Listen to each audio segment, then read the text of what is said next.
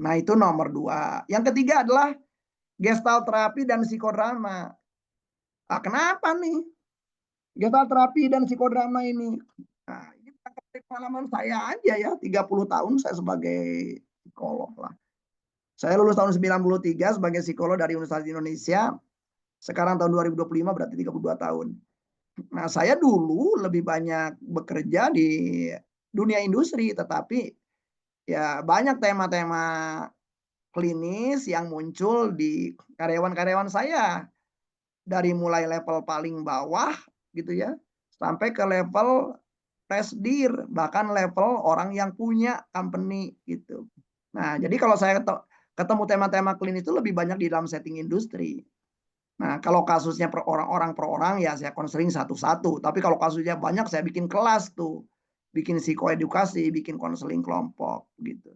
Nah, itu kalau di masyarakat kita rupanya saya beruntung pernah belajar itu tentang apa gestalt terapi dan pernah belajar tentang psikodrama di luar ya, bukan di Indonesia. Nah, itu sangat bermanfaat. Nah, jadi tentunya saja gimana nih kita bisa memahami katakanlah prinsip gestalt terapi dan prinsip psikodrama, dan bagaimana kemudian memainkan ya atau melakukan gestalt terapi dan psikodrama di dalam setting konseling.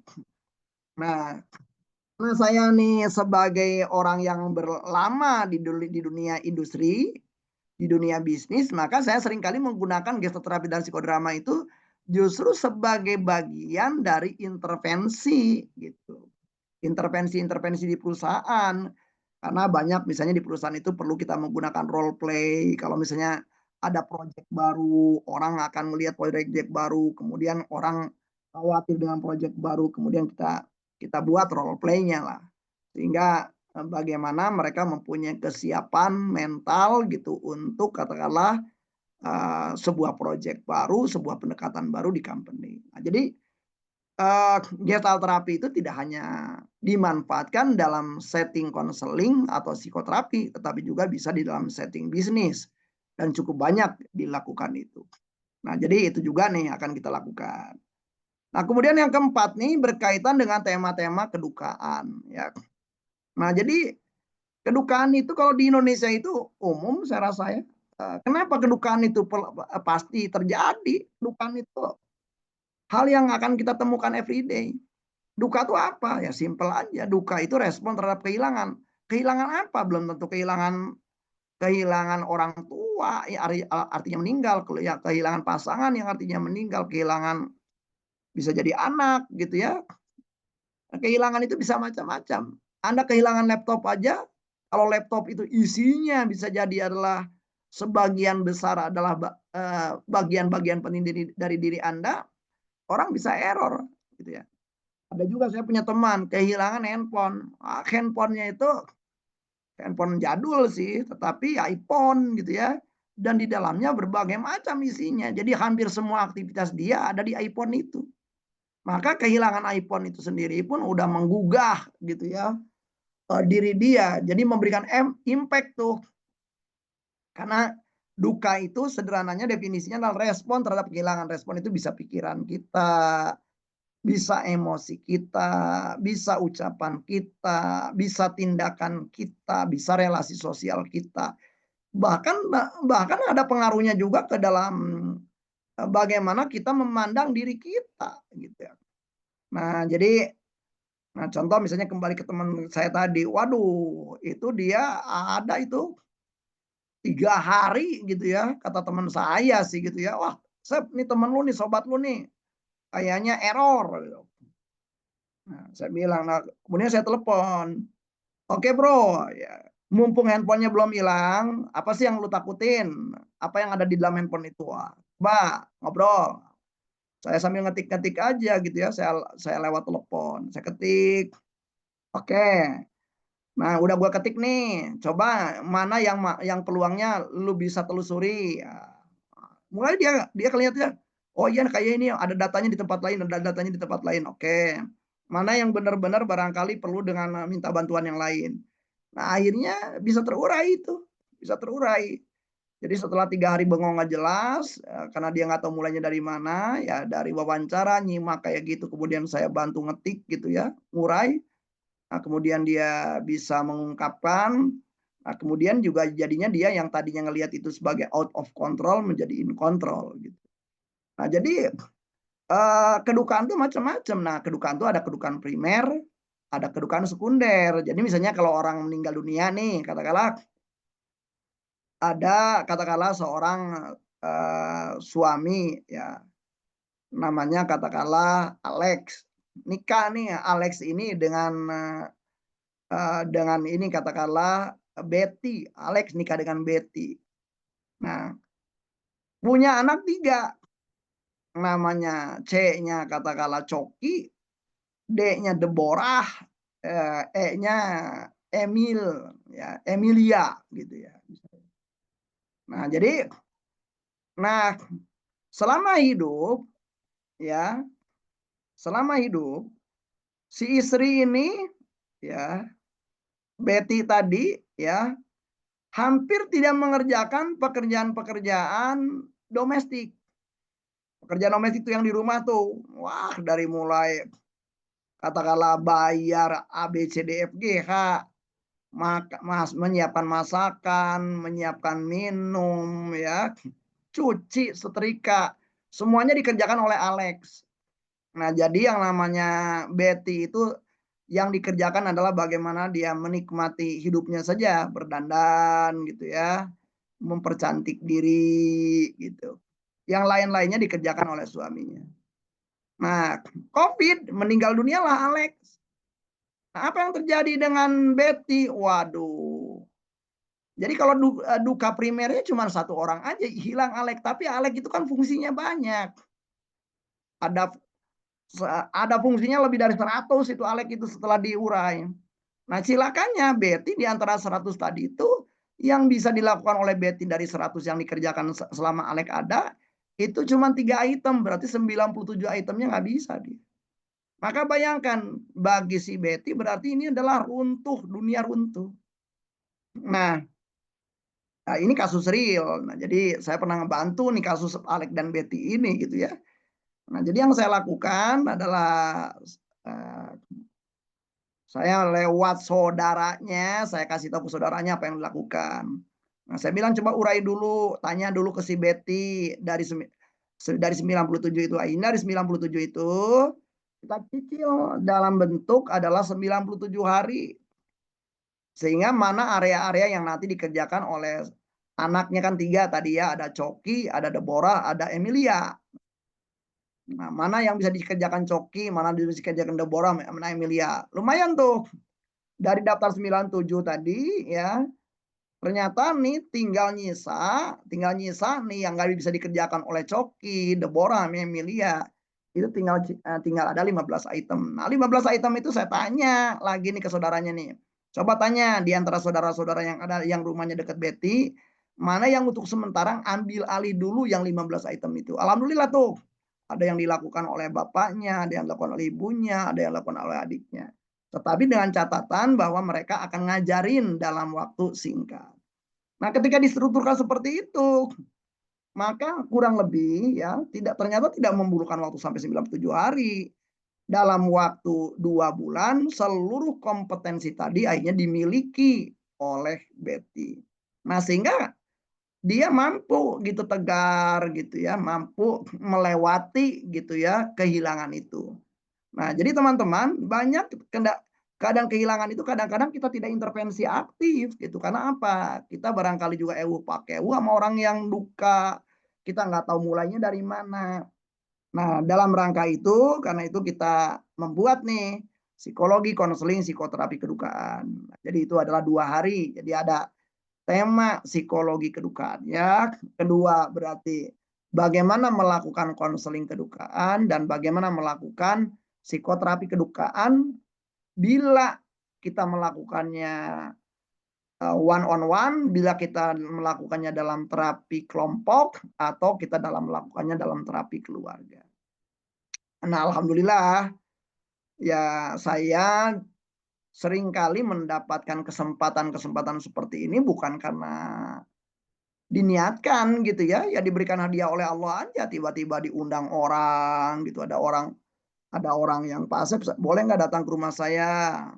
Ini nih ya, kami ada kedukaan." Nah, ya seringkali yang begitu. Nah, jadi itu yang akan dilakukan juga teman-teman. Nah, karena tema ini yang paling banyak gitu. Nah, sayangnya di kita kadang-kadang nggak ngerti nih. Nah, sama juga takziah-takziah yang dilakukan itu sekedar dilakukannya pada waktu hari H saja ketika kematian.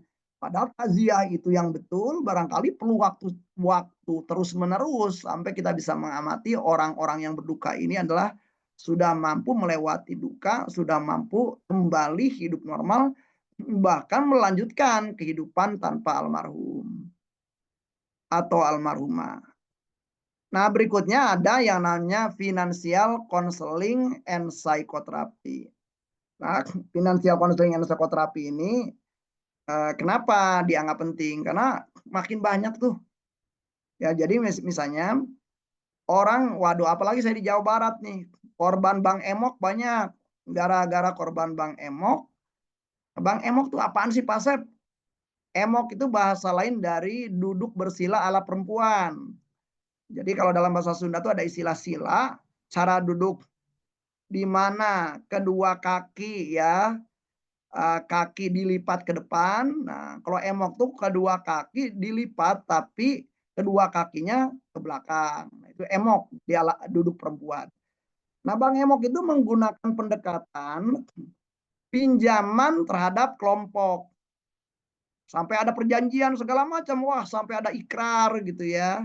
Nah, tetapi umumnya orang-orang yang jambang emok ini adalah seringkali mereka melakukan penggelapan terhadap KTP suami gitu.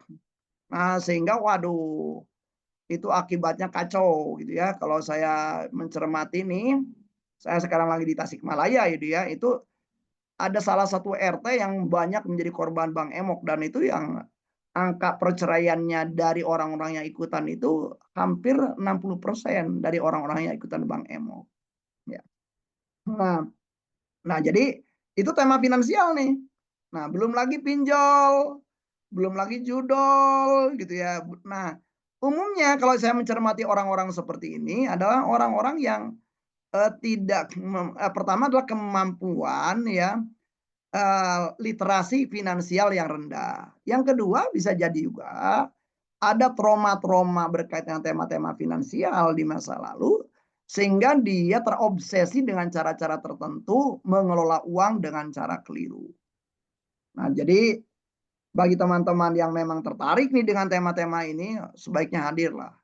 Financial counseling and psychotherapy. Nah, jadi di situ akan dibahas tuh tentang psikologi uang, gaya setiap orang ngelola uang, dari gaya gaya X sampai ke gaya Z lah gitu ya kita bahas. Nah, kemudian juga tadi bagaimana kemudian juga orang perlu terbuka masalah tema-tema uang apalagi kalau misalnya di dalam tema-tema berkeluarga. Nah, saya kalau misalnya memberikan konseling pranikah itu sampai tema uang saya bahas habis itu. Saya bahas habis termasuk apakah kamu kalau nikah ini akan menjadi lebih baik dibandingkan kamu tidak nikah gitu. Nah, itu dibahas itu. Jadi kalau misalnya ada orang si perempuan gak apa-apa dia yang sengsara, waduh, kamu kalau udah kayak gitu udah salah dari awal. Padahal kalau bagi teman-teman muslim doanya aja udah barokallahu laka wa baraka alaika wa jama'a bainakum bil khair itu ya. Jelas gitu. Jadi bagaimana nikah itu wajib berkah, wajib berlimpah, wajib bertambah. Jadi kalau ada orang nikah pengen sengsara ya udah salah dari awal gitu. Nah, ini tema ini adalah tema menjadi penting ya. Nah, karena apa? Literasi finansial itu paling buruk di negeri kita itu. Kemudian juga kesejahteraan finansial juga seringkali juga buruk juga kalau kita lihat ragam banyak kasus orang di tema-tema ini. Nah, cuman sayangnya tadi karena kita barangkali nggak pernah mengeksplorasi tema-tema ini sehingga kita nggak mendapatkan. Nah, saya juga belajar lah tentang bagaimana supaya kita juga ngerti tentang finansial literasi ini. Ya, jadi saya pernah mengikuti beberapa kelas lah, kelas-kelas perencanaan keuangan ini. Nah, jadi teman-teman bisa untuk tema ini kita mempelajari. Nah, berikutnya adalah pengelolaan dan konseling terapi kelompok. Ya, jadi ini yang barangkali juga adalah sudah pernah dilakukan di Depok, ya, dan kita akan melakukannya lagi adalah di tahun ini. Demikian teman-teman. Nah, kenapa nih konseling dan terapi kelompok penting? Karena bisa jadi selama ini kita terfokusnya konseling pribadi saja, one on one saja. Padahal di dalam beberapa aspek mungkin jauh lebih efisien, lebih hemat bila kita bisa melakukannya dalam konseling kelompok atau dalam terapi kelompok. Nah, lalu bagaimana cara memandu konseling kelompoknya, bagaimana cara memandu terapi kelompoknya. Nah, itu yang barangkali akan kita pelajari gitu ya di dalam kegiatan-kegiatan konseling dan psikoterapi yang akan diselenggarakan oleh KMS. Nah, kira-kira begitu dulu teman-teman. Untuk sementara silakan kalau ada tanya jawab bisa kembalikan kepada Bu Sofi. Mangga Bu Sofi. Ya, Kang, terima kasih, Kang. Wah, ini jadi teman-teman dapat pemahaman baru ya. Ternyata ragam teknik konseling itu mulai dari kedukaan, trauma, bahkan finansial gitu ya. Jadi profesi psikolog konselor itu sekarang sudah masuk ke advance gitu ya, sampai konseling keuangan. Tadi ada beberapa teman yang asesor, Kang, biasanya di PIO gitu ya. Di PIO itu kan apa, kalau jadi asesor itu ya tekniknya begitu-begitu aja ya. Jadi teman-teman ini ada yang mau upgrade. Salah satunya ini Mbak Nailul sama Mas Masda. Nah, Mbak Nailul tadi menyimak ya karena on cam terus, dipersilakan untuk memberikan tanggapan dan juga pertanyaan. Dan juga mungkin tergelitik materi yang mana nih untuk diperdalam sebagai upgrading skill. Dipersilakan. Ya, saya tertarik tadi yang sepertinya Kang Asep udah sering kali memberikan konseling kelompok gitu. Nah, gimana kita mau masuknya? Kadang di Indonesia kan kita nggak terbuka ya untuk menceritakan hal-hal itu gitu. Atau mungkin memang ada tema-tema yang memang cocok untuk konseling kelompok atau ada usia tertentu gitu. Oh, gitu ya. Mungkin gini, mungkin Mbak Nailul pernah ikutan kelas saya forgiveness terapi nggak? Kalau belum, Pernah dengar nggak? ACP Rugani ngadain forgiveness terapi gitu, pernah dengar? nah Nah, pernah lihat infonya tapi saya belum ikut Pak. oke. Nah, itu adalah itu konseling kelompok, terapi kelompok pendekatannya tuh. Jadi orang-orang yang mempunyai tema yang sama dikumpulin gitu. Cukup banyak sebenarnya workshop-workshop saya itu sebenarnya seakan-akan workshop netral padahal dalamnya udah isinya orang-orang yang mempunyai tema yang sama gitu. Nah, kenapa saya membuat dalam bentuk workshop? Karena workshop itu ada di dalam bentuk psikoedukasi kayak gitu punya ragam keuntungan. Pertama, orang terhindar dari stigma kalau dibandingkan kalau dia datang ke psikolog atau datang ke ruangan psikolog atau datang ke poli psikologi yang ada di rumah sakit atau datang ke poli jiwa yang ada di rumah sakit. Orang ketakutan tuh sama stigma, takut dianggap gokil dan segala macam. Nah, tetapi kalau saya bikin kelas kayak gitu orang enggak. Orang apalagi diselenggarakannya di hotel gitu ya, atau di kampus gitu. Orang lihatnya ini adalah orang pengen belajar gitu. Nah, jadi manfaatnya banyak dalam konseling kelompok kayak gitu. Orang belajar bukan hanya dari narasumber, narasumber utamanya kan misalnya saya gitu ya. Tetapi orang belajar justru dari pengalaman-pengalaman, jawaban-jawaban dari peserta lain.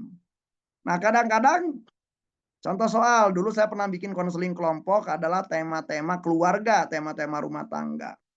Ada orang tuh yang ngerasa bahwa rumah tangganya udah malapetaka. Tapi ketika dia dengar ya teman satu mejanya itu ada bertiga ya, disuruh saling berkisah, itu dia ngerasa, waduh, masalah saya ternyata nggak ada apa-apanya nih dengan masalah yang diungkapkan oleh teman saya. Sehingga dia kemudian gara-gara gitu aja jadi sembuh gitu, nggak ada apa-apanya nih gitu ternyata. Atau orang juga bisa hidup, gue pikir kalau punya masalah kayak gitu udah di neraka jahanam aja gitu. Nah, jadi memang pendekatan konseling kelompok itu seringkali adalah hadirnya orang lain itu ya orang-orang di dalam kelompok itu bisa menjadi narasumber, bisa menjadi katakanlah orang yang pernah punya pengalaman yang relatif sama, dan sangat mungkin mereka pernah melakukan ragam tindakan-tindakan yang belum kita lakukan, dan itu juga memberikan keunggulan di dalam pelatihan, di dalam kegiatan-kegiatan konseling kelompok. Apapun bisa dikonseling kelompokkan, cuman tadi syaratnya orang yang hadir wajib punya tema yang sama gitu. Misalnya nih, dulu saya pernah ngumpulin tuh mahasiswa-mahasiswa yang patah hati, pernah saya kumpulin itu. Ya, iseng aja gitu. Saya waktu itu hari Sabtu kosong, diminta oleh Profesor Dr. Zakia Darajat, zaman dulu udah lama banget, untuk ngajar di IAIN Syarif Hidayatullah, sekarang UIN ya. Nah, itu saya amatin ada beberapa mahasiswi ya tepatnya, ini kok skripsinya nggak dikerjain, ya saya deketin tuh. Jadi ada tuh 9 orang, wah itu dosen pembimbing akademiknya puyeng gitu ya. Nah, karena mereka barangkali bukan psikolog ya nggak tahu cara masuknya gimana. Saya deketin tuh mahasiswi-mahasiswi itu. Oh ternyata nih tema umumnya sama-sama patah hati ya. Saya kumpulin tuh dalam kelas. Bikin terapi kelompok yang judulnya adalah bagaimana mengelola sakit hati akibat pacar, diputusin pacar. Jadi tematik jadinya gitu. Nah, jadi mereka bisa ngelihat dengerin dari ini, kemudian tujuannya apa, strategi yang udah mereka miliki apa, strategi yang didapatkan dari teman-teman apa. Nah, kemudian nanti saya sebagai narsum nambahin lah strategi-strategi yang tidak ditemukan oleh mereka. Nah, tekniknya bisa jadi macam-macam saya masukkan di dalam itu. Bisa CBT, bisa jadi saya masukkan logoterapi, ya, bisa saya masukkan juga behavior terapi, ya sangat tergantung nantinya adalah di tema umumnya apa. Kira-kira begitu.